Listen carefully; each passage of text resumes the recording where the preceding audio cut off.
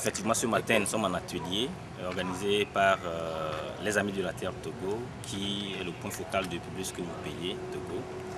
Et notre assise a pour objectif de poser les bases, de trouver les solutions et les voies et moyens nécessaires pour pouvoir aider les communautés riveraines des activités extractives, de sortir justement de leurs problèmes liés à l'accès à l'eau potable. Alors pourquoi vous insistez sur la question de l'eau? Nous trouvons que l'eau, c'est une question de droits humains et l'eau est importante dans la vie de l'homme puisque nous utilisons l'eau pour préparer, nous utilisons l'eau pour boire justement.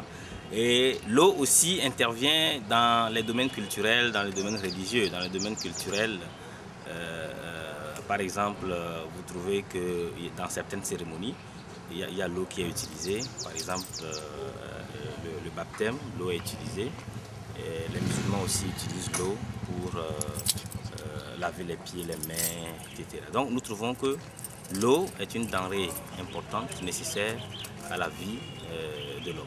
Alors est-ce que vous imaginez déjà certains cadres géographiques ou certains milieux où la situation est précaire pour les habitants des zones minières? Oui, nous allons citer tout de suite le cas de Bandjeli, où l'exploitation du fer pollue l'eau des communautés.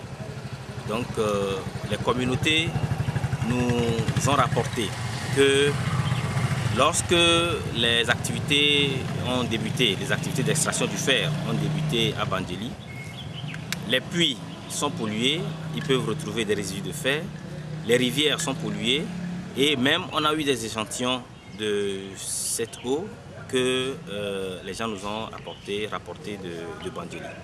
Il y a aussi le cas de Haroté où le phosphate est exploité. Nous avons visité les lieux, nous sommes rendus compte que les rivières sont polluées et les poissons sont disparus. Et même l'accès à l'eau potable est difficile.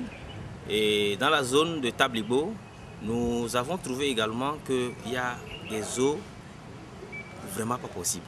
Il y en a qui boivent des eaux de couleur verdâtre. Et ils ont fait l'expérience même. Ils ont bu en notre présence. Et nous trouvons qu'il y a lieu de faire le plaidoyer et de dire justement à tous les acteurs, surtout le gouvernement, de prendre des dispositions nécessaires pour que chaque communauté, même si ce n'est pas une communauté riveraine, que chaque personne au Togo puisse avoir accès à l'eau potable.